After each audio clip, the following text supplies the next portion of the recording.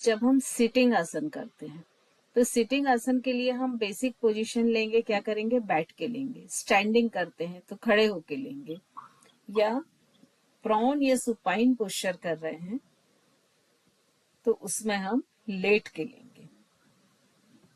अब आप ये देखिए कि आज हम सिटिंग से शुरू करते हैं, ठीक है। सिटिंग पोजीशन जो होती है, तो सबसे पहले हम देखते हैं, आप सभी को मालूम है कि माइक्रो एक्सरसाइज होती है जिनको हम सूक्ष्म व्यायाम कहते हैं, और भी बहुत सारी एक्सरसाइज होती हैं जिससे हम, जो ज्वाइंट्स की एक्सरसाइज होती हैं जिनको हम सूक्ष्म व्यायाम भी कहते हैं।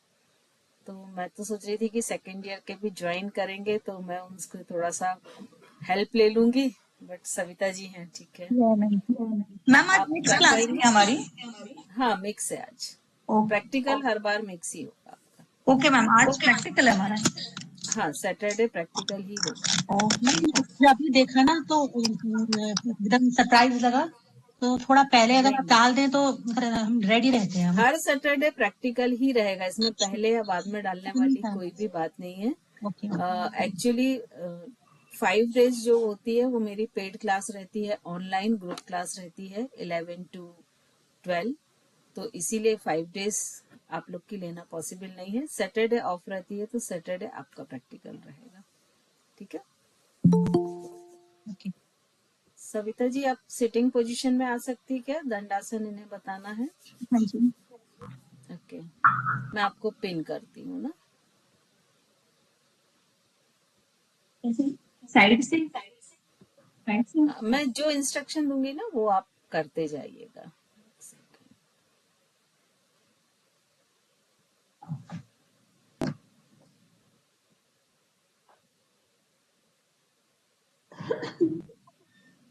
बाकी सभी ने एक अरेंजमेंट करके रखा है क्या? दीदी हमने भोजन कर लिया। कोई बात नहीं, आपको सिर्फ करके देखना है। मैं अभी आपको कोई सेशन नहीं ले रही हूँ 1 घंटे का। आपको सिर्फ एक्सपीरियंस करना है कि चेंजेस क्या होते हैं, ठीक है। देखिए, जब भी हम सिटिंग पोजीशन को अडॉप्ट करते हैं, कोई भी सिटिंग पोस्चर्स करने के लिए, तो हम कैसे बैठते हैं? इन जनरल हम सामने पैर फैला के बैठते हैं या क्रॉस लेग करके बैठते हैं, ठीक है। तो यहाँ पर सबसे पहले हम अपनी, ये जो जिसको हम दंडासन कहते हैं, ठीक है, इसकी पोजीशन को हम करेक्ट करेंगे। तो सबसे पहले तो आपको, एक्चुअली वीडियो ऑन नहीं है, बहुत कम वीडियो ऑन है, फिर भी जिनके ऑन है उनको मैं देखती हूँ। पैरों को आपको, सविता जी को आप देख रहे हैं, पैरों को सामने की तरफ फैलाना है। विधि जी, पैरों को सामने की तरफ फैलाइए, स्ट्रेट कीजिए। अब देखिए, आपको अपने टो से लेके पूरा अपर बॉडी तक काम करना है दंड आसन की सही टेक्निक अडॉप्ट करने में, राइट। सो फर्स्ट आपको अपने दोनों सोल जो है, सविता जी थोड़ा सा पीछे की तरफ, बेड की तरफ आप शिफ्ट हो जाइए हल्का सा, जिससे आपके बस। अब हम ये जो सोल होते हैं ये नॉर्मल छोड़ के दिखाइए सविता जी, पहले नॉर्मल, जैसे हम ये ड्रॉप्ड रहते हैं और ये इस तरह के वी शेप रहते हैं। सभी इसको ध्यान से देखें। अब आपको सबसे फर्स्ट इन दोनों के टोज को ज्वाइन करना है और टोज अपनी तरफ खींचना है, मतलब डॉर्सी फ्लेक्सॉन पोजीशन में आपको टोज को रखना है, प्लेंटर फ्लेक्सॉन पोजीशन में नहीं। तो जैसे ही आप ये खींचेंगे आपके सोल पूरे वर्टिकल हो जाएंगे और ये फ्लोर के साथ 90 डिग्री मेंटेन करेंगे। करिए, सभी चेंज किया सभी ने अपना पोस्चर, और फील कीजिए कि क्या क्या कहाँ कहाँ बॉडी में चेंजेस आ रहे हैं। अब सेकंड, नी को टाइट करिए। नी के ऊपर एक जो कटोरी जैसा पोर्शन होता है, पटेला जिसको हम कहते हैं, उसको अपने थाइस की तरफ खींच के और फ्लोर की तरफ पुश करें। तो देखिए आपके थाई मसल्स पूरे टाइट होगा। सिर्फ थम्स अप करके मुझे बताते जाएं तो मैं ये समझ पाऊं कि आपके इसमें इफेक्ट हो रहा कि नहीं हो रहा, राइट। अब इसके बाद हम आते हैं स्पाइन पे। अभी सविता जी चूंकि पहले से कर रही हैं और ये काफी योग थेरेपी और काफी चीजें कर रही हैं, तो इनमें अवेयरनेस और इनकी स्पाइन देखिए स्ट्रेट है, ठीक है। अदरवाइज मैं दीप्ति जी आपको पिन कर रही हूँ।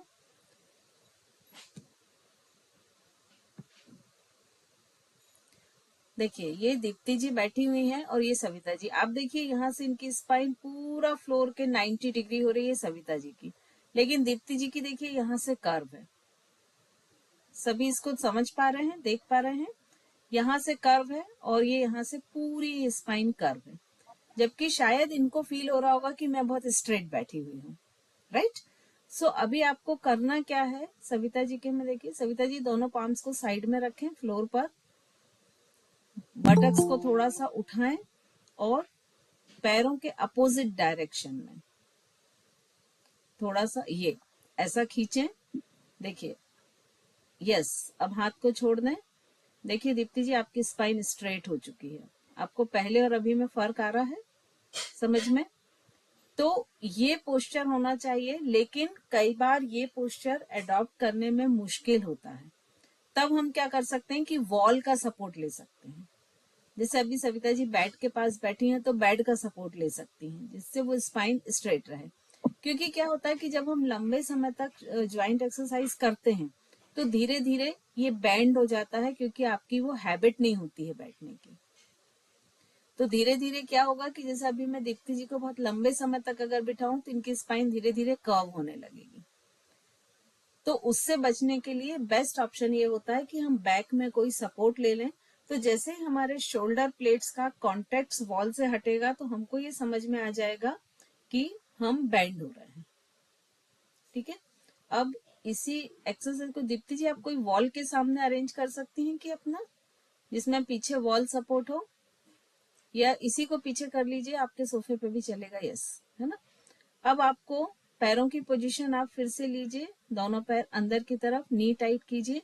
अभी आप देखिए आपका ये जो बटक्स वाला पेल्विक वाला रीजन है, इसके और सोफे के बीच में गैप ना हो। आप बटक्स को हल्का सा पीछे कर लीजिए। यस, है ना? अब आप जो दोनों शोल्डर हैं इनको सोफे से टच करने की कोशिश कीजिए। धीरे से शोल्डर को रोल बैक करके पीछे कीजिए।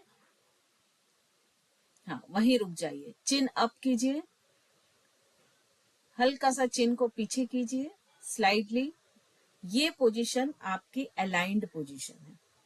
अब अभी अगर मैं सविता जी तो कंफर्टेबल बैठेंगी क्योंकि उनकी हैबिट हो चुकी है, बट अगर मैं दीप्ति जी से पूछूंगी तो वो यही बोलेंगी कि आपको क्या क्या डिस्कम्फर्ट फील हो रहा है। दीप्ति जी आप अनम्यूट कीजिए अपने आप को।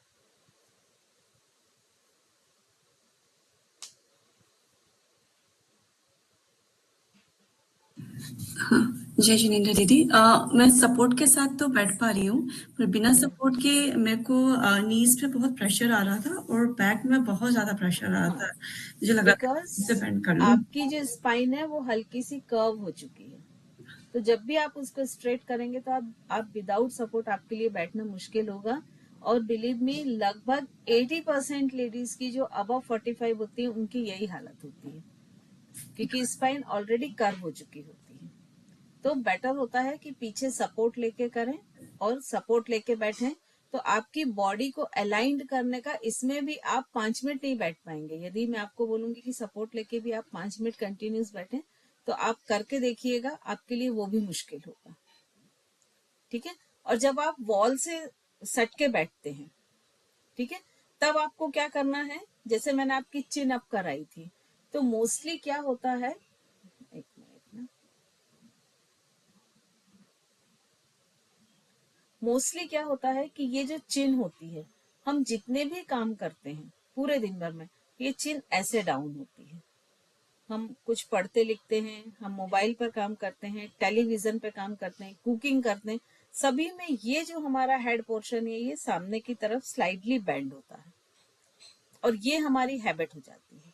लेकिन ये जो हमारा स्पाइन होता है, सर्वाइकल जिसको हम बोलते हैं, लास्ट पोर्शन, इस पर इसका वेट लगभग 5 kg अधिक हो जाता है। सपोज मैं एक इमेजिनरी नंबर लेती हूँ कि ये मेरा 5 kg का वो है, वेट है मेरे हेड का। तो यदि ये अलाइंड पोजीशन में है तो मेरे सर्वाइकल पर 0 वेट रहेगा। लेकिन यदि मैं इसको सामने की तरफ करके रखती हूँ तो ये स्पाइन पर वो इफेक्ट रहेगा जैसे हम 5 kg का वेट कैरी कर रहे हैं, और जितना ये आगे झुकता जाएगा उतना स्पाइन पर वेट का अमाउंट बढ़ता जाएगा। तो योग का सबसे पहला उद्देश्य होता है, अनुश्री जी सिर को भी पीछे टिकाइए, आप सही बैठी हैं, सिर को पीछे टिकाएं। यस, तो योग का सबसे पहला उद्देश्य होता है बॉडी को अलाइंड करना, क्योंकि आप देखते हैं लगभग अबव 40, अभी तो और 30 के ही ऊपर आप देखें तो हर व्यक्ति की बॉडी कहीं ना कहीं से मिसअलाइंड हो जाती है, कोई ना कोई जॉइंट उनका मिसअलाइंड होता है और उसके कारण बहुत सारी प्रॉब्लम होती है, जैसे फ्रोजन शोल्डर है, सर्वाइकल है, नी प्रॉब्लम है, साइटिका है। ये सारी प्रॉब्लम्स जो है ये बॉडी मिसअलाइनमेंट से ही होती है। तो ये जो बॉडी अलाइंड करने की थेरेपी है ये योग थेरेपी से अच्छा और कहीं भी नहीं मिलती है। आप रेस्ट किसी भी एक्सरसाइज में जाइए, बॉडी अलाइनमेंट आपको नहीं मिलेगा। तो यदि सर्वाइकल, फ्रोजन शोल्डर, नी प्रॉब्लम, साइटिका, स्लिप डिस्क, ये सारी चीजें कोई भी अगर इससे रिलेटेड प्रॉब्लम है तो आपको योग ही करना पड़ेगा, क्योंकि इसके अलावा कोई भी ऑप्शन नहीं है, ना एलोपैथी में, ना होम्योपैथी में, ना आयुर्वेदिक में, ना ही कोई एक्स्ट्रा जो फिजिकल होता है। सिर्फ एक जो वाटर स्विमिंग होती है या वाटर योगा होता है उसको छोड़ के, उसमें भी योग का ही रहता है, बस वो वाटर में होता है। तो जब भी हम सिटिंग करते हैं उसमें सबसे पहला पॉइंट क्या होता है, दंड आसन में बैठना। सिटिंग कोई सा भी आसन हम करेंगे उसका फर्स्ट पॉइंट क्या होगा कि हमको दंड आसन में बैठना ही बैठना है। अब जब हम दंड आसन में बैठ गए हैं, आप लोग बैठिए दंड आसन में। मैं थोड़ा सा दूसरे पे भी ज्वाइन कर लूं क्योंकि आप लोग ना मुझे दिख नहीं रहे हैं बहुत सारे। 1 मिनट का टाइम दीजिएगा मुझे।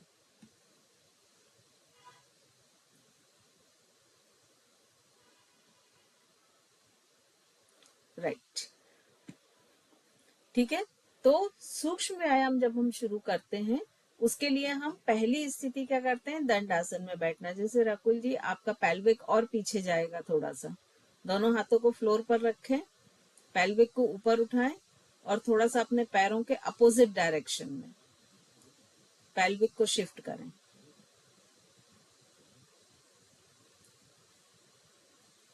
ठीक है।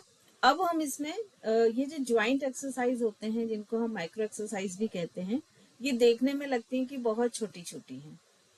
जिन्होंने भी योग किया होगा उनने सब ने किया होगा कि फर्स्ट एक्सरसाइज आपकी क्या होती है कि फिंगर्स को मोड़ो और खोलो। किया है सभी ने? थम्स अप करके बताएं, करके देखें। दोनों हाथों को आगे फैलाएं, उंगलियों को मोड़े खोलें, जैसे आप करते थे वैसे करें। फिंगर्स को आपको टाइट करना है, मुट्ठी बांधना है और खोलना है। फील करें इसमें आपको कहाँ कहाँ प्रेशर आ रहा है, क्या क्या आपकी बॉडी में चेंजेस हो रहे हैं। राइट।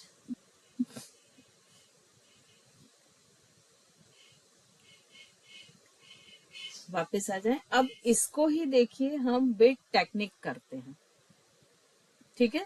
अभी हमने क्या किया कि जब हमने आपको बोला कि आप हाथों को सामने फैलाएं तो आपने किस तरह से फैला दिया, ऐसे। सभी ने ऐसे ही फैलाया ना। अब ये ब्रीदिंग एक्सरसाइज भी है, इसको हम ब्रीदिंग से भी जोड़ते हैं कि आप जब फिंगर्स को स्प्रेड करें तो इनहेल करें, मोड़े तो एक्सहेल करें। राइट। अब आपने जब अपने दोनों हाथों को इस तरह से फैलाया तो ये देखिए दोनों कंधे आगे आ गए, चेस्ट पूरा क्लोज हो गया। अब आप इसमें इनहेल कैसे करेंगे? क्या पॉसिबल है कि लंग्स को पूरी तरह से हम ऐसा सप्रेस करके रखें और देन फिर एक लॉन्ग डीप इनहेल करें? नहीं है पॉसिबल। ठीक है।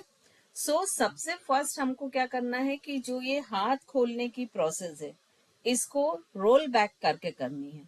मतलब स्टार्टिंग में आपको प्रैक्टिस करनी पड़ेगी, यानी ये जो शोल्डर है ये आपने बैक किए और फिर इनको इसी पोजीशन में रखते हुए हाथों को खोला।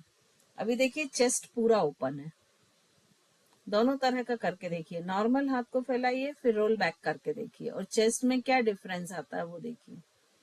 एक में आपका चेस्ट पूरा क्लोज हो रहा है, सेकंड में आपका चेस्ट ओपन हो रहा है। थम्स अप करके मुझे बताते जाएं आप फील कर पा रहे हैं कि नहीं कर पा रहे हैं। राइट। अब हमने इसको रोल बैक किया, दोनों हाथ सामने फैलाए। अब हाथ जब हम सामने फैलाते हैं तो किसी के थोड़े से ऐसे रहेंगे, किसी के ऐसे रहेंगे, किसी के ऐसे रहेंगे। नहीं, ये आपके एग्जैक्ट शोल्डर के स्ट्रेट होना चाहिए, शोल्डर की हाइट पर, एल्बो स्ट्रेट, एल्बो टाइट। जैसे हम जब इस तरह से हाथ करते हैं ना, तो यहां से किसी चीज को पुश कर रहे हैं। और अब आपको जब फिंगर्स को टाइट करना है तो दो तरह से फिंगर्स टाइट होती है। एक तो ये होता है कि थम्स को अंदर करके और इसे पूरी ताकत से प्रेस करें। जब आप प्रेस करेंगे तो आप देखिए आपके बाइसेप ट्राइसेप तक आपकी स्ट्रेचिंग फील होगी। और दूसरा होता है कि ये एक एक इसके जॉइंट्स को इस तरह से मोड़ते जाएं और इस तरह से पूरा मोड़ें। ये दोनों तरह से हम कर सकते हैं। और जब हम ओपन करें तो ओपन करने में आपका ये जो वैली पोर्शन है, फिंगर वैलीज है, यहाँ पर आपकी स्ट्रेचिंग फील होनी चाहिए। ये ऐसा एक्सरसाइज नहीं है जो हम जनरल करते हैं कि ऐसा सॉफ्टली मोड़ा खोल दिया, ये एक्सरसाइज ये नहीं। आपको इसमें प्रेशर यूज करना है। तो एक बार करके देखें, टाइट करें और टाइट करें, मैक्सिमम टाइट करें जितना कर सकते हैं। अनुश्री जी चिन अप करें, चिन नीचे करके रखिए आप। हाँ, अब धीरे से उंगलियों को खोलें और इतना खोलें कि हर वैली पोर्शन के बीच में स्ट्रेचिंग फील हो आपकी। वापस आ जाएं। अब आप जो पहले करते थे और अभी करते हैं, किया आपने, इनमें क्या डिफरेंस है? कोई भी बताएं मुझे। अनुश्री जी आप ही बताएं। मैम पूरा बैक तक इसका असर आ रहा था, पूरा यहाँ पूरा पीठ पे और यहाँ तक असर आ रहा था इसका। हाँ, मतलब जो बैक मसल्स पे इफेक्ट आना चाहिए वो आ रहा था। और जब आप ये एक्सरसाइज इस तरह से करते हैं तो कहीं कोई इफेक्ट होता है क्या? कहीं भी नहीं होता है। और यही रीजन है कि आप 2-4 साल भी ऐसे करते रहो और बाद में बोलोगे मुझे कोई असर नहीं होता है। तो ये एक टेक्निक है। ऐसे हर चीज में टेक्निक होती है। आप जितने भी आसन करते हैं सब में एक टेक्निक होती है। ठीक है, अब हम इसी को पैरों की उंगलियों पर आते हैं। तो अब इसमें जैसे पहले हम जनरल पैर छोड़ देते थे, ऐसे वी शेप में ढीले छोड़े हुए हैं, और उंगलियों को, पैरों की उंगलियों को ऐसा मोड़ा और खोला, करके देखें। क्योंकि हम इन जनरल ऐसे ही करते हैं। करके देखें और फील करें कि आपको कहाँ कहाँ प्रेशर आ रहा है। कोशिश करें कि आपके पैर मुझे दिखें। आपका कैमरा इस तरह से सेट हो। प्रैक्टिकल हम जब भी करते हैं तो कैमरे को इस तरह से सेट करें कि आपकी कंप्लीट पोस्चर मुझे दिखे। जैसे कुसुम जी का बहुत अच्छा सेट है, दीप्ति जी का बहुत अच्छा सेट है, प्रीति जी का तो खैर उनको मालूम है, अनुश्री जी का भी बहुत अच्छा सेट है। तो कोशिश करें कि आपकी कंप्लीट बॉडी दिखे। अब इसी एक्सरसाइज को जैसे हमने दंड आसन में बैठते समय दोनों सोल को 90 डिग्री पर किया था, आपके पैरों की 10 उंगलियां, आप देखिए जब आप बैठते हैं ना तो ये ऐसा वी शेप होता है। तो छोटी उंगली को अपनी तरफ खींचे और आपके पैरों की 10 उंगली एक स्ट्रेट लाइन में हो, कोशिश करें। अब इनको डॉर्सीफ्लेक्सॉन कर लें, थोड़ा सा अपने नेवल की तरफ पैरों की उंगलियों को खींच लें और एड़ी को बाहर की तरफ पुश करें। कोशिश करें कुसुम जी पीछे सपोर्ट ना लें। अब यहीं से बिना कोई और बॉडी मूवमेंट के सिर्फ पैरों की उंगलियों को मोड़े। आप मोस्टली क्या होता है, देखिए जैसे ये पैर का पंजा है ना, तो जब आप पैरों की उंगलियों को मोड़ते हैं ना तो यहां से रिलैक्स कर देते हैं। ये दिख रहा है, ये ऐसे ही टाइट रखें, सिर्फ इसको मोड़ें, टाइट करें, रुके वहां पर, टाइट करें और टाइट करें। अनीता जी पैर आपके तिरछे हैं, उनको सीधा करें, मैक्सिमम टाइट करें। देखिए आपके थाई ज्वाइंट के, काफ मसल, थाई ज्वाइंट सभी पे इफेक्ट आ रहा होगा। और जब आप पैरों की उंगलियां भी खोलते हैं तो इनके भी जो ये पैरों के जो उंगलियों के वैली पोर्शन है उन पे स्ट्रेचिंग आनी चाहिए। मतलब आपकी 5 उंगली ऐसे अलग अलग दिखनी चाहिए। मोस्टली बहुत से लोगों को प्रॉब्लम होती है कि कोई 2 उंगली अलग ही नहीं होती है पैर की। तो उस पर पूरा अपना एफर्ट करें और उसको अलग करने की कोशिश करें। अनीता जी आपके पैर अभी भी एक स्ट्रेट लाइन में नहीं है, अभी भी हल्के से वी शेप है। थोड़ा सा इसको 3-4 बार करें। तो ये हमने किसकी देखी, फिंगर्स की, ठीक है, और टोज की। अब हम सेकंड देखते हैं एंकल की। एक एक जॉइंट्स हम ऊपर आते जाएंगे। तो हम पहले एंकल की देखेंगे, तो अगेन हमारे सोल की पोजीशन वही रहेगी जो दंडासन में थी, और धीरे धीरे हम जो हमारा बिग टो है उसको बाहर ले जाएंगे, क्योंकि जो लिटिल टो आप ले जाएंगे तो ये ऐसा वी शेप हो जाएगा।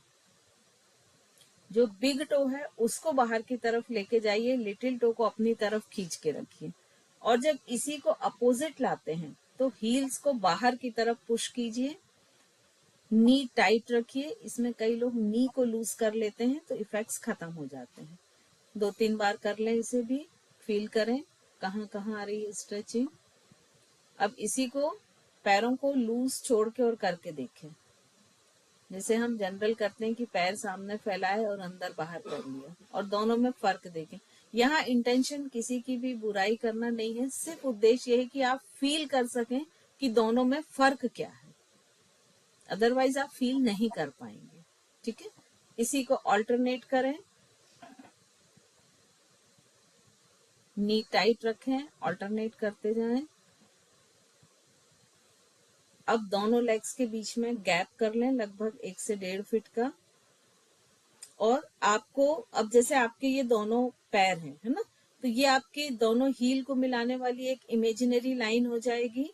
उस लाइन पर दोनों पैर अंदर की तरफ लाएं और बिग टो को उस लाइन पे टच करें, और फिर बाहर ले जाते हुए लिटिल टो को भी उसी लाइन पे टच करें। नी टाइट रखें, नी को लूज ना करें, बाहर जाते समय आप नहीं तो नी लूज कर देंगे। कोशिश करें नी टाइट रखें। 2 या 3 बार करें इसे भी। देखिए इसमें एक प्रॉब्लम क्या होगा कि जब हम शुरू शुरू में करते हैं, जैसे अभी अनीता जी कर रही हैं, तो इनके बिग टो ऐसे थोड़ी आगे की तरफ टच हो रहे हैं। इट्स ऑल राइट, अभी होने दीजिए, बट आपको ये मालूम होना चाहिए कि ये इस तरह से टच होने चाहिए फाइनली। ठीक है, तो धीरे धीरे आपको कोशिश करना है कि आपके दोनों पैर के अंगूठे आपकी दोनों हील को ज्वाइन करने वाली आप एक इमेजिनरी लाइन खींचें, तो उस लाइन पर आना चाहिए। अभी सभी के थोड़ा बाहर आ रहे हैं, बट आप लगातार प्रैक्टिस करेंगे तो ये चेंज हो जाएंगे। और ये एक्सरसाइज बहुत अच्छी एक्सरसाइज है आपके नी को अलाइन करने की। अब इसी को सेम डायरेक्शन में करें, दोनों टोज लेफ्ट साइड ले जाएं, दोनों राइट साइड, एक का बिग टो टच करें, एक का लिटिल टो। जिनको नी की प्रॉब्लम होती है उनके लिए ये बहुत अच्छी एक्सरसाइज है, और नी अलाइंड होने में इसका बहुत अच्छा असर होता है। कोशिश करें अनीता जी बैक में सपोर्ट लेके ना बैठे, हाथ से जो आप सपोर्ट लिए ना वो ना लें।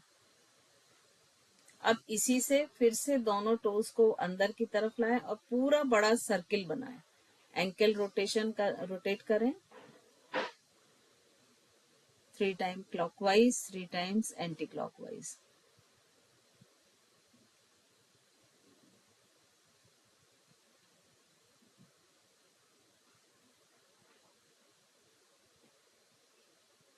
देखिए इसमें बहुत से लोग जो है ऐसे फिर से पास लेकर आ गए हैं और इसको इस तरह से रोटेट कर रहे हैं।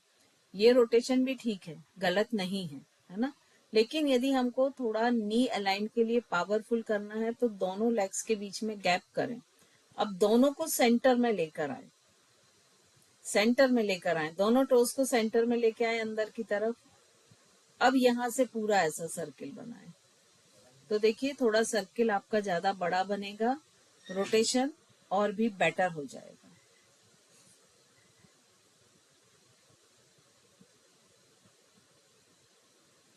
थ्री टाइम्स करें।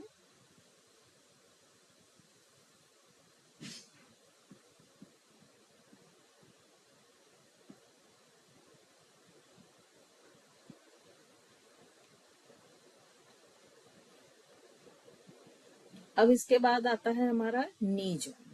ठीक है, तो नी जॉइंट की हम एक्सरसाइज करेंगे। प्रीति जी आपको मैं पिन कर रही हूँ।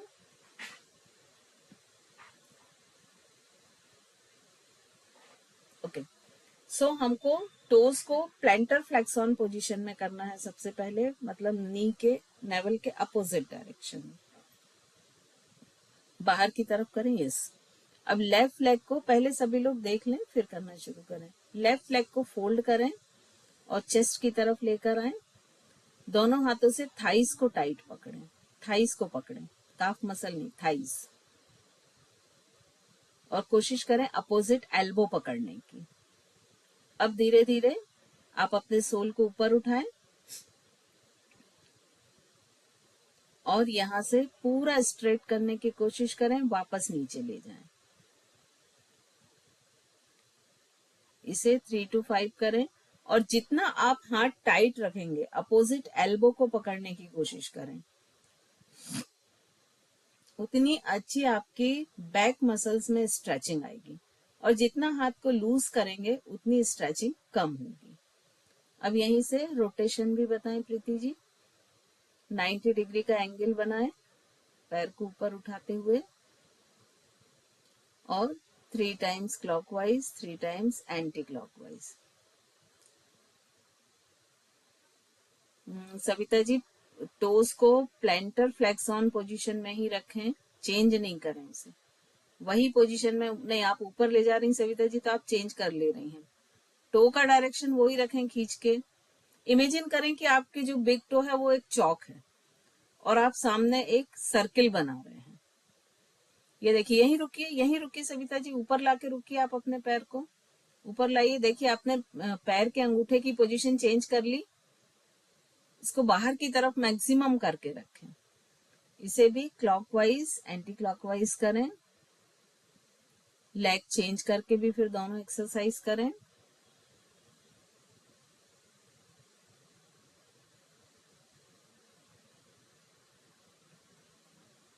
गुड अनिता जी, आपका बहुत अच्छा हो रहा है। Kusum ji, back bone straight रखें। अब देखिए, जब हम क्या करते हैं ना, जैसे सपोज अभी आप राइट लेग से एक्सरसाइज कर रहे हैं तो अपने लेफ्ट लेग को देखें, वो ऐसा डल पड़ा होगा, इसको स्ट्रेट रखें। आपको दंडासन की पोजीशन में रखना है इसको।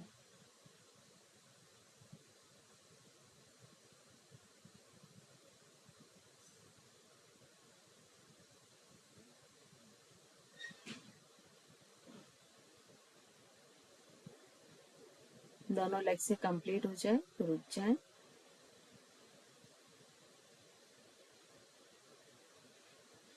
नेक्स्ट हम आते हैं थाई जॉइंट के लिए ना। तो थाई जॉइंट के लिए सविता जी मैं आपको फिर से पिन कर रही हूँ। अब देखिए, थाई जॉइंट के लिए आपका राइट लेग तो जो दंडासन की पोजीशन में था बिल्कुल वैसे ही रहेगा, उसमें कोई चेंजेस नहीं रहेंगे। उसका नी टाइट रहेगा तो टाइट रहेगा, उसको भी लूज नहीं देंगे। अब आपको लेफ्ट लेग से थाई रोटेशन करना है, तो लेफ्ट लेग को फोल्ड कर लें। अब आपको राइट हैंड से हील पकड़नी है और लेफ्ट हैंड रखना है नी के ऊपर। और ध्यान क्या रखना है सविता जी, आप मेरी तरफ फेस करिए 2 मिनट के लिए, फेस बस घुमा लीजिए आप, हाँ मेरी तरफ कर लीजिए, मतलब पूरा ही टर्न हो जाइए मेरी तरफ, पैर भी मेरी तरफ आ जाएंगे। अब इसमें देखिए ध्यान क्या करना है, अब उठाइए। जब हम ये उठाते हैं ना तो क्या करते हैं कि पैर का पंजा हमारा नीचे की तरफ होता है और जो घुटना होता है वो ऊपर होता है। थोड़ा तिरछा करके दिखाइए सविता जी, पैर के पंजे को नीचे करिए, पैर का पंजा नीचे, घुटना ऊपर। मोस्टली इस पोजीशन में हम थाई रोटेशन करते हैं। तो आपको अपना जो राइट हैंड है उसके ऊपर लेफ्ट हील रखनी है, ऊपर की तरफ पुश करना है, और लेफ्ट हैंड को नी पे रखना, उसे नीचे की तरफ, मतलब आपकी जो काफ मसल है वो फ्लोर के पैरेलल रहे। अब इसे आप जितना पीछे स्ट्रेच कर सकते हैं करें, जिसको हम शिशुपाल आसन भी कहते हैं। करें सविता जी, जितना पीछे लेके जा सकते हैं घुटने को पीछे की ओर लेके जाएं। इस पोजीशन में आपको करना है। अनुश्री जी देखिए, आपका काफ मसल एकदम तिरछा है, उसको फ्लोर के पैरेलल करें। दीप्ति जी, आपका ना सोफा भी ब्लैक है और आपने ब्लैक पैंट पहना ना, तो मुझे विजिबिलिटी नहीं हो रही है कि आप कैसे कर रहे हैं। हाँ, फेस मेरी तरफ कर लीजिए, लेग्स, यस ठीक है। 3 to 5 करें और इसके बाद यहीं से हमको थाई जॉइंट को रोटेट करना है।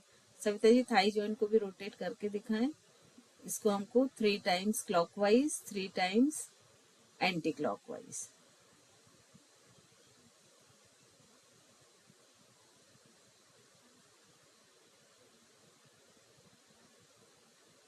अब सब राइट लेग को देखिए, राइट पैर आपका दंडासन की पोजीशन में है क्या? देखिए दीप्ति जी, राइट लेग पे आपको पूरा ध्यान रखना है कि वो दंडासन की ही पोजीशन में हो, उसको हम ऐसा ढीला छोड़ देते हैं, वो नहीं छोड़ना है। फिर दोनों एक्सरसाइज लेग चेंज करके करें आप लोग।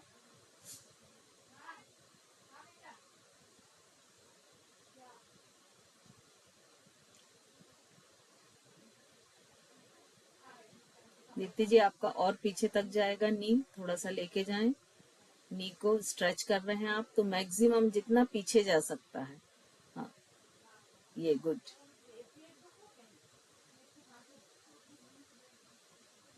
विधि जी आपका पैर तिरछा जा रहा है, घुटने को नीचे दबाएं, पैर के पंजे को ऊपर उठाएं तो सीधा जाएगा। यस, अब ले जाएं पीछे, और इसी में रोटेशन भी करें, क्लॉकवाइज, एंटी क्लॉकवाइज। अनुश्री जी लेफ्ट लेग को ठीक करें, लेफ्ट पैर का पंजा आपका देखिए पूरा तिरछा हो रहा है, डाउन हो रहा है। नीतू जी आपके लेग्स मुझे दिख नहीं रहे हैं, इसलिए मैं कोई भी कमेंट नहीं कर रही हूँ आपके ऊपर, आपका कैमरा सेट नहीं है क्योंकि। हाँ, मैं अभी सेट कर दूंगी सैटरडे को। कोई बात नहीं, नेक्स्ट इससे कर लीजिएगा। एक्चुअली क्या होता है ना, जब हम खुद करते हैं ना, तो ह्यूमन बॉडी हमेशा कंफर्टेबल जोन में रहने की आदी होती है, तो वो अनकॉन्शियसली वो पोस्चर अडॉप्ट कर लेती है जिसमें उसको कंफर्ट लगता है। नहीं यार, तो वो चीजें मेरा पूरा ना ये चार्ज वगैरह सब हुआ पड़ा है, तो मैं चार्ज लगा के बैठी हूँ, इसलिए नीचे सेट नहीं कर पा रही हूँ। कोई बात नहीं, नेक्स्ट इससे ध्यान रखिएगा। तो क्या होता है कि हम खुद उस चीज को नहीं ऑब्जर्व कर पाते हैं कि हम क्या गलत कर रहे हैं, या तो एक बहुत बड़ा मिरर हो कि जिसमें आप देख सकें, जैसे कि जिम वगैरह में लगे रहते हैं, अदरवाइज कोई सामने देखने वाला। तो यहाँ मेरा उद्देश्य होता है कि आप टेक्निक्स को समझ सकें, और भले ही आप 4 आसन करें लेकिन वो पूरी टेक्निक के साथ करें, ठीक है। अब यहाँ से हम बटरफ्लाई के पोजीशन में आते हैं। देखिए हम एक एक ज्वाइंट की नीचे से शुरू कर रहे हैं और एक्सरसाइज करते जा रहे हैं। अब बटरफ्लाई की पोजीशन में देखिए कई लोगों का थाई ज्वाइंट टाइट होगा, सभी के डिफरेंट होंगे। तब जैसे सविता जी का बहुत अधिक खुला हुआ है, तो यहाँ पर जिनका ऐसा खुला हुआ है वो ब्लॉक ले सकते हैं। ब्लॉक रखे क्या आसपास सविता जी?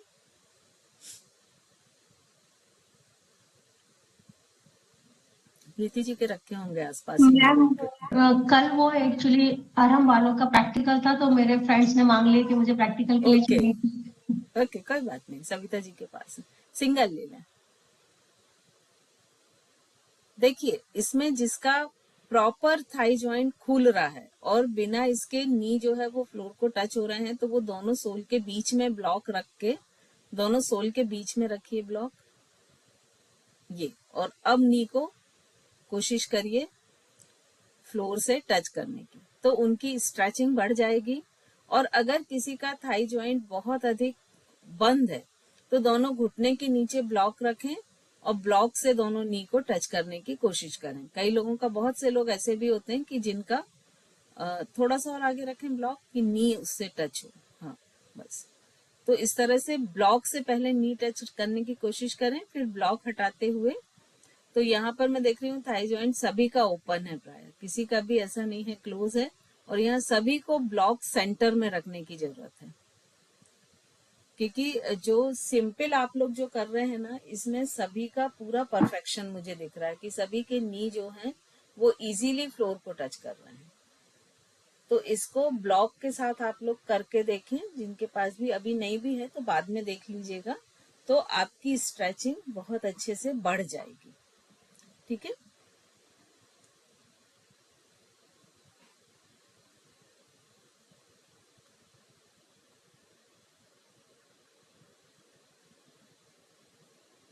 कुसुम जी बड़ी स्ट्रेचिंग थम्स अप करके बस बता दें, है ना। तो आप लोग के चूंकि बहुत अच्छे, ये बहुत अच्छी चीज है कि थाई ज्वाइंट आप सभी का बहुत अच्छा ओपन है, तो कोशिश करें आप लोग इसको ब्लॉक के साथ करने की। तो जब भी आप अगली बार से प्रैक्टिकल में बैठे तो ब्लॉक, बेल्ट और वेट, ये 3 चीजें रखें, क्योंकि देखिए इसमें जो आसन है ना आप लोग के, ये तो बहुत से ऐसे आसन है कि जो हम कर ही नहीं पाते क्योंकि हम लोग ने लेट शुरू किया है। तो हमारी बॉडी बहुत एडवांस आसन के लिए हमको अलाउ नहीं करती है, चाहे हम कितना भी करें। और आसन हमारी बॉडी के लिए वही अच्छा है जो हमारी बॉडी को अलाइंड करे और हमारा जिस जॉइंट में प्रॉब्लम हो, जिस मसल्स में प्रॉब्लम हो, उसको इम्प्रूव करे। ठीक है, तो मोस्टली हम क्या करते हैं जब हम आसन करते हैं, जैसे ग्रुप में जब हम क्लास लेते हैं तो क्या होता है कि जैसे बोलते हैं ना कि एक ही डंडे से सभी को हाँक रहे हैं, सामने जितने भी मावेशी हैं, जितने भी पशु हैं, तो एक ही डंडे से हाँक रहे हैं, वो पोजीशन हो जाती है कि हमने बोला सर्वांगासन लगाओ तो सब सर्वांगासन लगा रहे हैं। तो ये सिर्फ एक हेल्दी पर्सन के लिए है, लेकिन जब थेरेपी के लिए आते हैं और लगभग अबव 35 to 40 सब थेरेपी रेंज में आ जाते हैं, तब हमें बहुत सारी चीज देख के एक पर्सनल पैकेज बनाना होता है कि जैसे बॉडी मिसलाइन कहाँ कहाँ से है उसकी। क्योंकि अभी मैं आप लोग में से किसी से भी पूछूंगी ना तो आप बोलेंगे नहीं मुझे नहीं मालूम, क्योंकि वो खुद को नहीं जानकारी होती है, वो सामने से दिखती है। ठीक है, जैसे सलोनी जी हमेशा अपने नेक को ऐसे राइट साइड बेंड करके थोड़ा सा बैठती हैं, चाहे वो थ्योरी क्लास में बैठे या प्रैक्टिकल में, ऐसे स्ट्रेट नहीं रखती हैं। ठीक है, तो ऐसे जो एक हैबिचुअल हम जो हो जाते हैं वो हमको भी नहीं मालूम होता और हम अनकॉन्शियसली कब वो पोस्चर अडॉप्ट कर लेते हैं पता नहीं रहता और धीरे धीरे वो वहां से बॉडी मिसअलाइंड हो जाती है। तो योग का सबसे पहला उद्देश्य होता है कि इसको अलाइंड करना। तो जब थेरेपी में जाते हैं तो हम सबसे पहले तो सामने वाले को कम से कम 2 हफ्ते 1 महीना सिर्फ इसी चीज के लिए देते हैं कि हम पहचान सकें कि उसकी बॉडी मिसअलाइन कहाँ कहाँ से है, उसके थॉट मिसअलाइन कहाँ कहाँ से है, क्योंकि वो भी हमको एनालिसिस करना पड़ता है। बिकॉज अगर अभी मैं सभी से पूछूं कि क्या आप लोग पॉजिटिव हैं तो सब थम्स अप कर देंगे कि हाँ हम तो 100% पॉजिटिव हैं, लेकिन कोई भी 100% पॉजिटिव हो नहीं सकता है। कोई 50% होगा, कोई 70 होगा, कोई 80 होगा, कोई 40 होगा। ठीक है ना, क्योंकि 10 to 20% नेगेटिविटी होना बहुत जरूरी है, नहीं तो एक पहाड़ पर चढ़े जंप कर गए बोले मैं तो बहुत पॉजिटिव हूँ, कोई ना कोई बचा ही लेगा। तो नेगेटिविटी भी रहना हमारे लिए बहुत जरूरी है।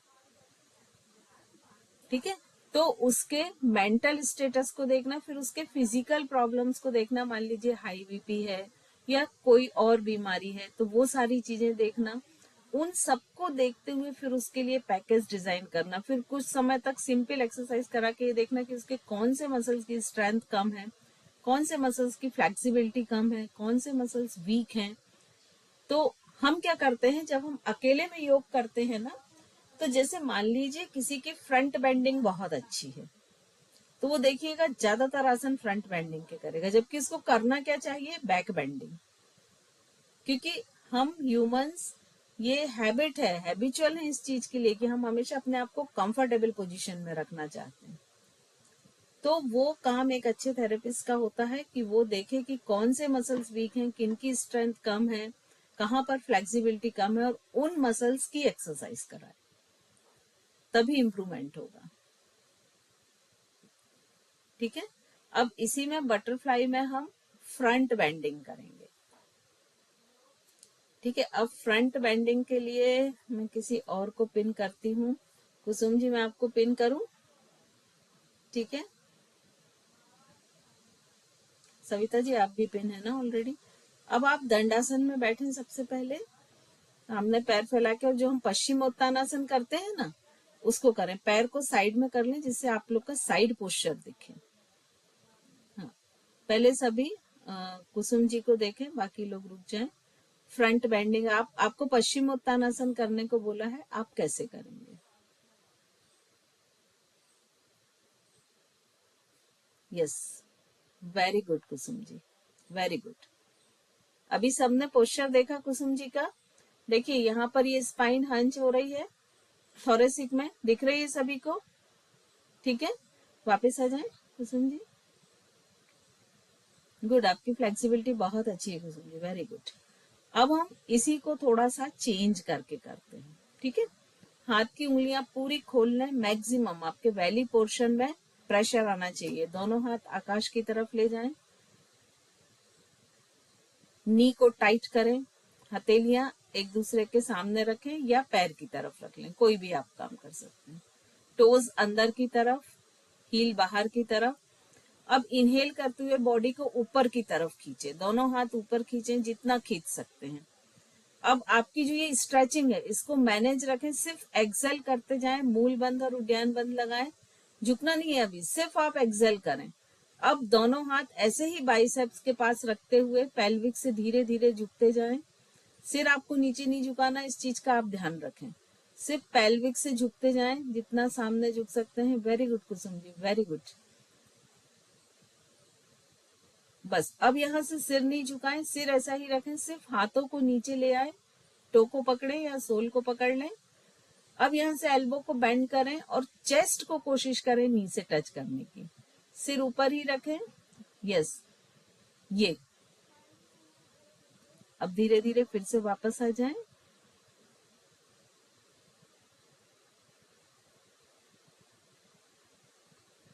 Very good.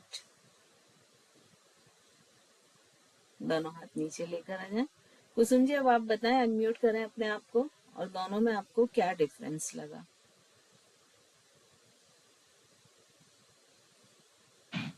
बाद वाले में ज्यादा स्ट्रेचिंग आई, मतलब जो यस कोर भी है उसमें भी स्ट्रेचिंग फील हुई और थोड़ा डिफिकल्ट लगा बाद वाला करने में। यस। तो अभी एक्चुअली प्रॉब्लम क्या होती है कि ज्यादातर लोगों का ये वाला जो जॉइंट है सर्वाइकल, ये अलाइन नहीं होता है, और जब हम इसको सामने की तरफ ऐसे बैंड करते हैं तो सर्वाइकल पर बहुत अधिक स्ट्रेचिंग आती है। तो जो पहला किया था कुसुम जी ने वो भी सही था, सिर्फ उसमें इन्होंने स्पाइन को कम खींचा था, तो एक थोरेसिक के पीछे ऐसा कर्व आ गया था या हंच आ गया था। तो कोशिश करना कि इसमें जैसे मान लीजिए ये स्पाइन है, तो हम क्या करते हैं कि लगभग 65 डिग्री तक तो ऐसे झुकते हैं, उसके बाद हम यहाँ से इसको हंच करके ऐसे कर लेते हैं। तो ये जो चीज हम करते हैं कर्व करने की, ये नहीं करना चाहिए। हमारी स्पाइन तो पूरी ऐसे मैम स्ट्रेट अगर हमारे हेड को नी से टच करना होगा तो फिर थोड़ा तो मूव करना नहीं, होगा जब ना। आप स्पाइन स्ट्रेच करके आएंगे ना तो पहले चेस्ट स्ट्रेच करेंगे, फिर धीरे धीरे जब आप कंटिन्यू प्रैक्टिस करेंगे ना तो ऑटोमेटिक उसी पोजीशन में आपका सिर भी नीचे आ जाएगा। Okay ma'am. ठीक है, वो ऑटोमेटिक आएगा। लेकिन अगर आपको अपने सर्वाइकल को सेफ रखना है और एक बहुत अच्छी स्ट्रेचिंग आपको डॉर्सल लैटिसिमस मसल्स में चाहिए है, तो जो आप सेकंड तरह से कर रहे थे वो आपके लिए बेनिफिशियल होगा। ठीक है, और कोई अपना एक्सपीरियंस बताना चाहेगा? रुबुल जी आप बताएंगे, आप भी बहुत अच्छे से कर रहे थे। अच्छा, आपका भी बहुत अच्छा पोस्चर आ रहा था। मैम एक्चुअली जो देखने में सिंपल लगता है लेकिन ये शरीर के लिए बहुत अच्छा चीज है, और मैं ऐसे करते रहता हूँ, लेकिन हमारा स्पीड एक्सरसाइज है ये भी करता हूँ, और इसमें डिफरेंस जो है शरीर को स्ट्रेचिंग देने के लिए। और जैसे आपने अभी पश्चिम उत्तासन में कराया था कि इनहेल के साथ, तो इसमें काफी डिफरेंस है यार। हाँ, एक्चुअली पश्चिमोत्तानासन का अर्थ क्या होता है? पश्चिम मतलब बैक पोर्शन है ना, जी। और उत्तान यानी मतलब खींचना। तो आपका पश्चिमोत्तानासन की सार्थकता तब तक नहीं है जब तक कि आपके बैक मसल्स खींचे ना, उनमें स्ट्रेचिंग ना आए। और जब आप इस तरह से कर्व कर लेंगे तो क्या इसमें स्ट्रेचिंग आएगी? अगर आपने स्पाइन को कर्व कर लिया मतलब वो उसकी जो सार्थकता है वो खत्म हो गई। मैम इसमें कई बार हमारे रिब केज के पास क्रैम्प्स भी आ जाते हैं। हाँ, ये क्रैम्प्स आने का कारण बॉडी का ये होता है कि वो मसल्स आपके बहुत फ्लेक्सिबल नहीं है, तो उसको पहले आप एक्टिव वे में करें, धीरे धीरे फ्लेक्सिबिलिटी मैनेज हो जाएगी, तब फिर होल्ड करें। तो अगर ये मतलब हल्के फुल्के क्रैम्प्स तो वहां रुकने पे मिट जाते हैं, लेकिन ज्यादा आ जाए तो फिर उसके लिए हमें क्या करना चाहिए? सिप सिप करके पानी पिए, हल्का कुनकुना पानी पिए, लेकिन सिप करके, इकट्ठा नहीं। क्रैम्प आने की देखिए, जो मसल्स में क्रैम्प्स आते हैं उनके कुछ 2-3 कारण होते हैं। एक तो ये होता है कि आपकी बॉडी डिहाइड्रेट है, सेकंड होता है आपकी बॉडी का सोडियम और पोटेशियम बैलेंस जो है वो गड़बड़ है, और थर्ड होता है कि आपके मसल्स वीक है फ्लेक्सिबिलिटी का। बस ये 3 ही रीजन होते हैं क्रैम्प के। तो वो जैसे आप नीचे जब सीधे चले गए थे और होल्ड किया था, तो उसकी जगह फिर ऊपर आए, फिर नीचे जाए, फिर ऊपर आए, तो धीरे धीरे क्या होगा कि पर्टिकुलर उस मसल्स की फ्लेक्सिबिलिटी बढ़ेगी। मैम और जब उसकी जिनके यहाँ टमी के पास फीट होता है उनके भी क्रम्प्स आते हैं। उनको भी आते हैं, है ना। अब इसी को अगर आपको और बेटर करना है थोड़ा सा, कुसुम जी आपको ही करूं क्या मैं पिन एक बार और? ठीक है, श्योर मैम। चलिए एक बार और करती हूँ आपको ना। देखिए अब इसको अगर और बेटर करना है हमको, तो हम कैसे करेंगे? फिर से दंडासन में बैठे, अब दोनों नी फोल्ड कर लें, नी फोल्ड कर लें, और थाई से ऐसा टाइट पकड़ें, थाई के नीचे हाथ डालते हुए, थाई के अंदर से हाथ डालते हुए, थाई काफ मसल नहीं, हाँ टाइट पकड़ें, इतना टाइट पकड़ें कि आपके जो नी है वो चेस्ट को टच हो जाए। ठीक है, अब थोड़ा सा चेस्ट हाइटेड करें, चेस्ट को ऊपर की तरफ लें, हल्का सा चिन ऊपर की तरफ लें। अब बिल्कुल पोजीशन ये मैनेज रखते हुए धीरे धीरे पैर के जो सोल हैं उनको स्लिप करते जाएं, और थाई के साथ ऐसे ही अपर बॉडी को ज्वाइंट रखते हुए नीचे की तरफ झुकाते जाएं, और कोशिश करना है कि आपको पैरों को दंड आसन की पोजीशन तक में लाने की, मतलब एक समय के बाद पैर के अंगूठे उठ जाएंगे, चेस्ट आपका उसी तरह से नी से टच रहेगा, और धीरे धीरे जितना आप आगे की तरफ बेंड हो सकते हैं। इसमें भी बहुत अच्छी स्ट्रेचिंग आती है। जब आप फाइनल नीचे तक आ जाते हैं तो एड़ियों को पकड़ लें, दोनों हाथों को आगे बढ़ाते हुए। हाँ, अब यहाँ से सिर्फ एल्बो को सिर ऊपर ही रखें अभी। हाँ, सिर को थोड़ा और स्पाइन को खींचे एड़ी को पकड़ते हुए। ये देखिए अब आपका ये कर्व खत्म हो गया है, जो आपके में कर्व आ रहा था। धीरे धीरे वापस आ जाएं।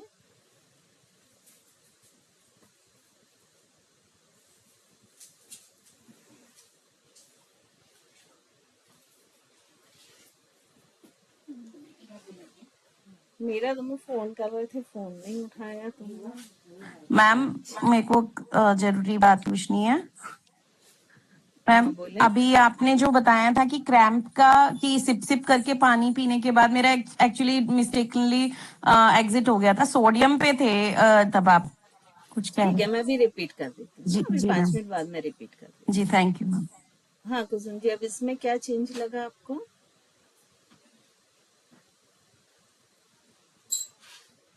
थोड़ी सी और स्ट्रेचिंग आपकी इम्प्रूव हाँ हुई, मैम। बैक स्ट्रेचिंग, हाँ, है ना। और इसमें जो मुझे आपका स्पाइन में थोड़ा एक्स्ट्रा स्ट्रेच महसूस हुआ। एक्सटेंशन लगा होगा आपका ना, बिल्कुल कि आपकी बिल्कुल। स्पाइन एक्सटेंड हुई है ना। और जो आपका पश्चिम उत्तानासन तक जाने में मैम आपका जो थोड़ा थोरेसिक में, इसमें मैं नीचे गई तो मुझे घबराहट सी भी फील हुई। हाँ क्योंकि आपका इसमें जो पेट था वो बहुत टाइटली दबा हुआ था। हाँ तो जब चूंकि हम लोग सब जो है ना वो एब्डोमिनल ब्रीदिंग ज्यादा करते हैं, लंग्स ब्रीदिंग कम करते हैं। तो इसमें जब मुझे घबराहट महसूस हुए तो हमें लंग्स ब्रीथिंग करनी चाहिए। लंग्स ब्रीदिंग आप कर सकते हैं, ओके मैम। है ना इसमें। क्योंकि देखिए होल्ड हम करते हैं तो जैसे योग में ऐसा बोला गया है कि किसी भी आसन में यदि हम 3 घंटे तक होल्ड कर पाते हैं तो ऐसा माना जाता है कि वो आसन हमें सिद्ध हो गया है। तो अगर हम 3 घंटे की बात करते हैं, जो कि हम 10 सेकंड से शुरू करते हैं, और योग में ऐसा भी बोला गया कि जैसे जब आप इसकी बुक्स पढ़ते हैं तो इसमें अक्सर बताया जाता है ना कि जैसे ये आसन करने से ये बेनिफिट होते हैं। तो वो आसन के बेनिफिट कब होते हैं? जब कम से कम आप उसमें 30 सेकंड होल्ड करते हैं। ठीक है, अब 30 सेकेंड उसको हम धीरे धीरे और बढ़ाते हैं। तो ये होल्ड करने में इतने लंबे समय ये तो पॉसिबल है नहीं कि हम ब्रीदिंग ही ना करें। तो हमेशा आसन का टाइप देखा जाता है कि उसमें हम 3 तरह की ब्रीदिंग होती है, आप लोग को मालूम होगा शायद। कौन कौन सी होती है बताइए? Ma'am abdominal, thoracic and clavicle. हाँ, 3 होती हैं, एब्डोमिनल, थोरेसिक या जिसको लंग्स ब्रीदिंग भी बोलते हैं, और क्लेविकल। तो ये तीनों में से आपको चूज करना पड़ेगा कि वो आसन में होल्ड करने में कौन सी ब्रीदिंग वो अलाउ कर रहा है। जैसे अभी आपने पश्चिम उत्तानासन किया तो इसमें वो लंग्स ब्रीदिंग अलाउ करेगा। ठीक है, अब सपोज मान लो आप पूर्ण पश्चिम उत्तानासन में जाती हैं कि आपका ये पोर्शन भी पूरा हो गया, तो आपका वो भी मतलब लंग्स भी नहीं मूव हो पा रहे, तब आप क्लेविकुलर ब्रीदिंग कराएंगे। ठीक है, तो इस तरह से हमें देखना होता है कि हम किस में कौन सी ब्रीदिंग कर सकते हैं, राइट। तो वो देखते हुए आपको करना है। तो आई थिंक स्वाति जी है क्या कि लीव कर दी? यस मैम, मैं यही हूँ। हाँ स्वाति जी, वो ऐसा था, जो क्रैम्प्स आते हैं वो 3 कारण से आते हैं। या तो आपकी बॉडी डिहाइड्रेट है, या आपकी बॉडी में सोडियम पोटेशियम का बैलेंस गड़बड़ है, और या फिर आपके पर्टिकुलर वो जो मसल्स है उसकी फ्लेक्सिबिलिटी कम है, वो वीक है। ठीक है, जी जी। चलिए अब किसी के कोई क्वेश्चन है तो पूछ लें, फिर अपर बॉडी की हम नेक्स्ट उसमें देखेंगे, क्योंकि ये चीजें ना बेसिक है कि अपर बॉडी का क्या रहेगा। फिर आप जब स्टैंडिंग करेंगे तो जैसे इसमें सिटिंग में हमने एक बेस लिया दंडासन, ऐसे स्टैंडिंग में भी लेंगे।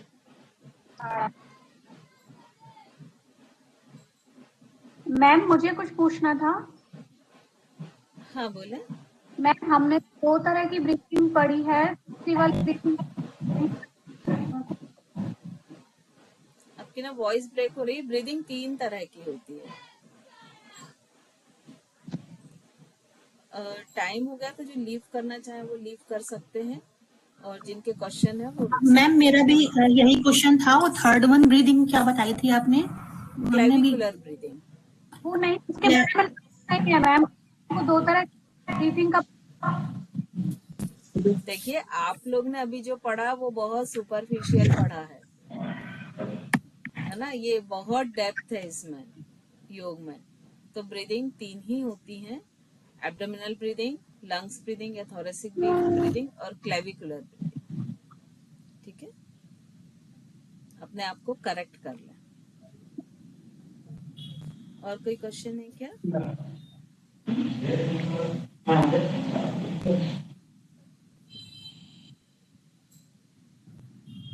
मैम जिससे अलग से प्रैक्टिस करनी होगी तो ग्रुप में यदि कर सकते हैं अपने, आप अपना ग्रुप बना के कर सकते हैं, मुझे कोई ज्यादा पता प्रॉब्लम हो। नहीं है। मुझे कोई भी प्रॉब्लम नहीं। फिर आप लोग जैसे प्रीति जी हैं, सविता जी, इन लोग की आप हेल्प ले सकते हैं। ये लोग बहुत एक्सपीरियंस्ड हैं। इन लोग ने योग थेरेपी भी किया हुआ है और 1 साल फर्स्ट ईयर में भी किया हुआ है। तो इन लोग से आप हेल्प ले सकते हैं। रितु जी हैं, तो ये लोग आपको बहुत अच्छा गाइड कर सकते हैं। मैम ग्रुप तो या बना लिया फिर था हमने, लेकिन प्रीति जी या बाकी लोग हैं उसमें या नहीं देखना पड़ेगा। हाँ, या फिर जो मंडे से फ्राइडे ऑनलाइन मेरी क्लास रहती है 11 से 12, जो पेड है वो आप ज्वाइन कर सकते हैं। ठीक है, वो और बेटर मैम है, डिटेल्स भेज वो दीजिए। बेस्ट ऑप्शन है। वो क्लास मैम की ज्वाइन करेंगे ना लिंक तो सेम है। बेस्ट है। यही जिस पर आप अभी ज्वाइन कर रहे हैं ना, यही लिंक है सेम, 11 से 12, सॉरी 11:45 से 11:45।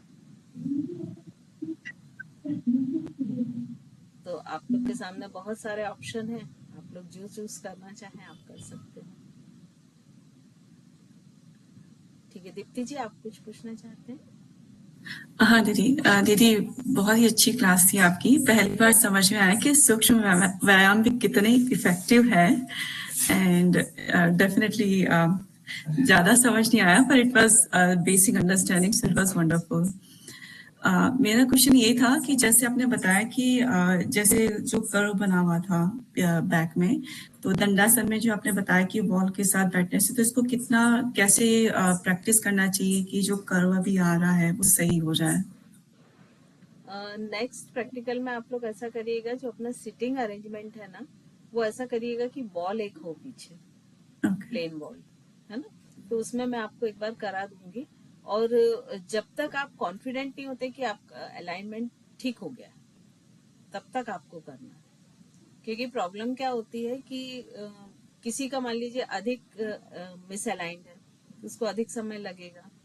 अब किसी का मान लीजिए कम है लेकिन उसकी बॉडी रिजिड है तो उसे भी अधिक समय लगेगा। तो ये डिपेंड करेगा बॉडी पर कि आपकी बॉडी का टेक्सचर कैसा है। लेकिन आप ऐसा समझिए कि जब आप वॉल से सट के बैठते हैं और आपके पेल्विक के पीछे कोई गैप नहीं होता है, मतलब आपका पेल्विक बेल्ट लाइन जो है वो पूरी तरह वॉल से सटी हुई है, आपके ये दोनों शोल्डर प्लेट्स होते हैं ये वॉल से टच हैं, और हमारा ये जो आज्ञा चक्र है इसके जस्ट पीछे का जो पॉइंट है वो बॉल से सटाए, क्योंकि जब हम बोलते हैं ना कि सिर बॉल से सटाओ तो जनरल लोग ऐसे करके सटाते हैं, क्योंकि यहाँ पर एक हंच होता है। और उस सिटिंग में आप कम से कम आधे घंटे कंफर्टेबली बैठ सकते हैं कि आपको लग रहा है आप कहीं स्ट्रेच नहीं आ रहा है। सो उस समय आप मान लीजिए कि आपकी बॉडी अलाइंड हो गई। Thank you. तो शुरू में तो आपको किसी ना किसी के गाइडेंस की ही जरूरत पड़ेगी, बिकॉज आप खुद को देख के नहीं, फिर भी मैं दोनों तरह से इसलिए कराती हूँ कि जो एक मसल्स में स्ट्रेचिंग आती है उससे आप समझ पाए कि आप सही कर रहे हैं या नहीं कर रहे हैं। थैंक यू दीदी। वेलकम। दीदी आप बैच 7 के साथ मेंटर हैं क्या? मॉर्निंग बैच के थे? हाँ दीदी, बैच 5 to 6 AM। यस, रश्मि जैन वाली है। हाँ, रश्मि दीदी थे ना हमारे ग्रुप में।